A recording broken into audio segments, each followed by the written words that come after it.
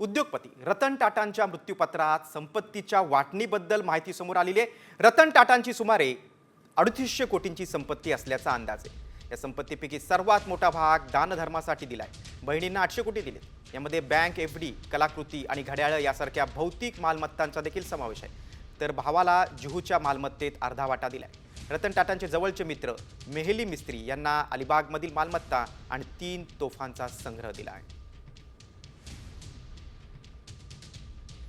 संपत्तीतील मोठा भाग हा रतन टाटा एंडोमेंट फाउंडेशन आणि रतन टाटा एंडोमेंट ट्रस्टला दिलेला आहे। बहिणींना 800 कोटी, बँक, एफडी, घड्याळ आणि कलाकृतींचा समावेश आहे। भाऊ जिमी नवल टाटांना जुहूमधील मालमत्तेचा अर्धा वाटा सोपवला। मित्र मेहली मिस्त्री अलिबागची मालमत्ता आणि 3 बंदुका त्यांना दिलेल्या आहेत। प्रत्येक पाळीव प्राण्याला दर तिमाहीत 30,000 रुपयांची देखील त्यांनी आपल्या मृत्यूपत्रात नमूद केलेले आहेत।